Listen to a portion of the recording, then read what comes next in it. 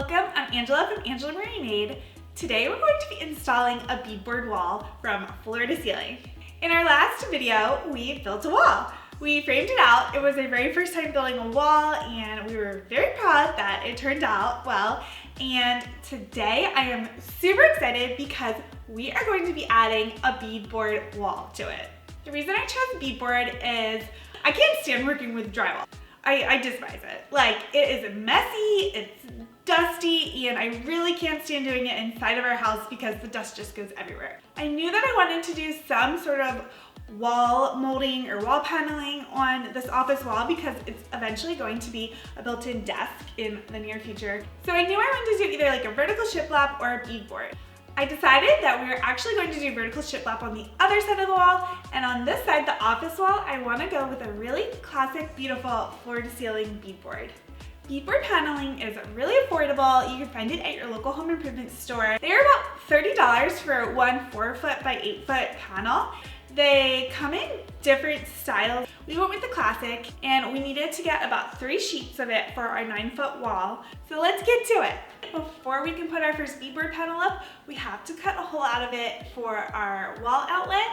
And we're going to use either our Dremel or our jigsaw to do that. I'm just gonna measure where the outlet needs to go and then transfer that measurement over to our beadboard panel and cut it out.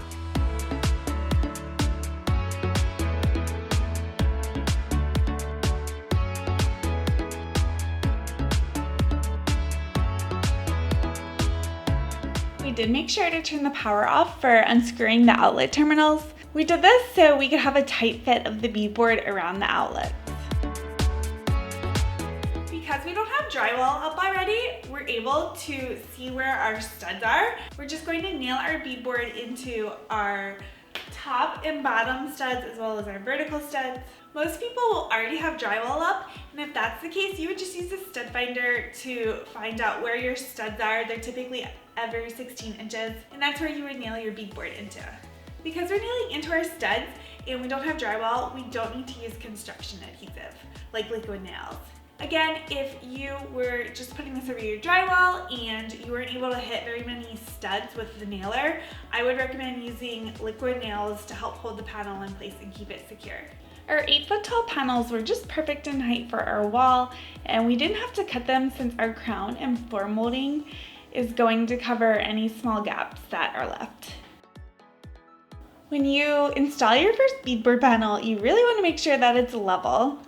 One good thing is that you only have to do this for the very first panel on your wall. Once I knew everything was level, I went ahead and installed it into our wall studs.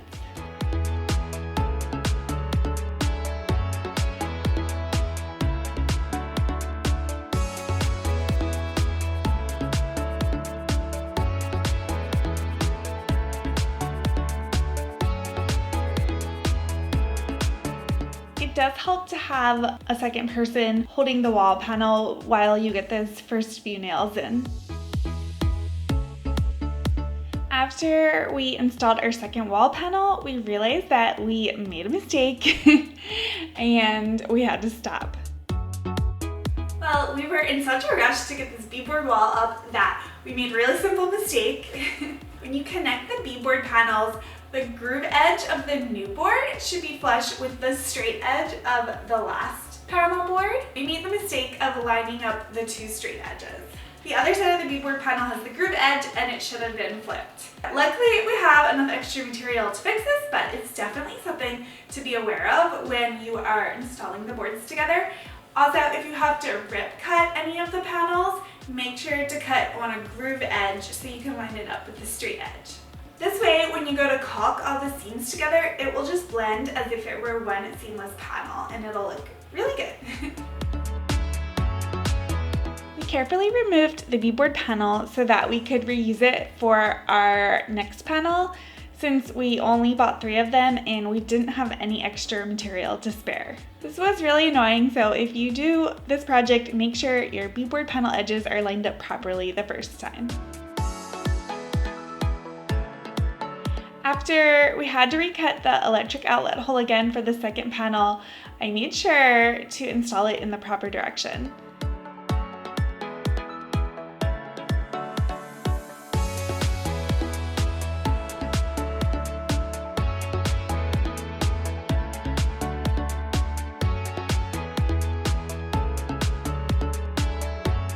This new seam is so much better and is going to caulk much nicer.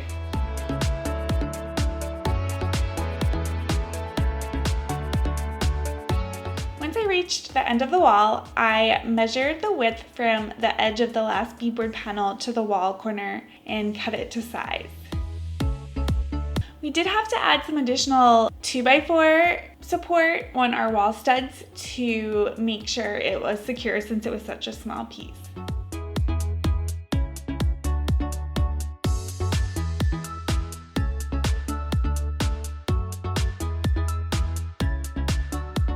And that's it for the beadboard panels. Next, we cut our crown molding and installed it. But we're going to wait to install our floor molding until after we paint, since the baseboard is going to be a different color. And it's much easier to paint with a paint roller, the full beadboard sheet at the bottom, instead of having to cut around the baseboard. It's finally time to prep this wall for paint. Brandon and I teamed up to fill in the nail holes and sand them so they were all smooth. Then Brandon took over with all the caulking. He's really great at caulking, so I like to let him do this part.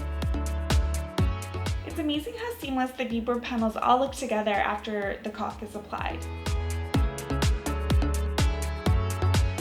We are finally to the super fun part of this project, which is picking out paint colors. I ordered these samples from a website called Sampleize. I will link it below this video. It was super convenient. I was able to just pick paint colors out that I wanted online, and they shipped them to me with overnight shipping for like $7. It was a really good deal, and it saved me some time to go to the paint store and then paint the samples, and I can easily move them around if I need to, and I can also save them for a future project. The samples are painted on like a vinyl paper, which you can adhere to your wall, but I'm just using painter's tape so that I don't have to mess with taking the backing paper off and on. Let me know which color you are liking the best out of these three. This one is Millstone Gray by Benjamin Moore. This is Cornwall Slate by Sherwin-Williams, and this bottom one is Boothbay Gray by Benjamin Moore. And I haven't used these like green-gray colors before, but I have used Boothbay Gray, which I absolutely love. But I don't know, I love all of these colors. I'm gonna take a day to think about it and look at them in different lighting scenarios and see which I like best.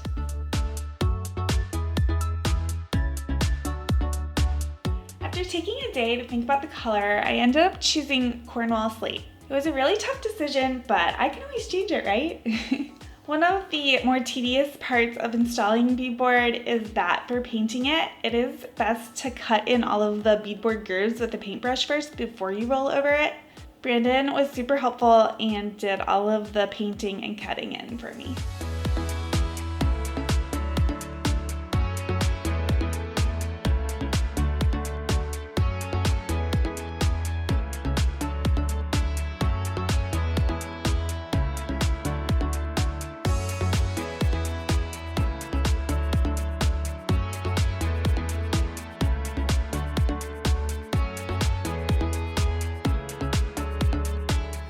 Beadboard wall is finished, and I'm really loving how it turned out.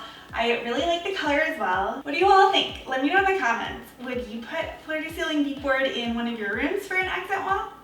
Make sure to subscribe and turn your notifications on so that you can follow along and not miss any more of our future fun office makeover projects. And also make sure to check out our building a wall video in case you missed that and how this whole thing came to be. As always, thank you so much for stopping by and watching.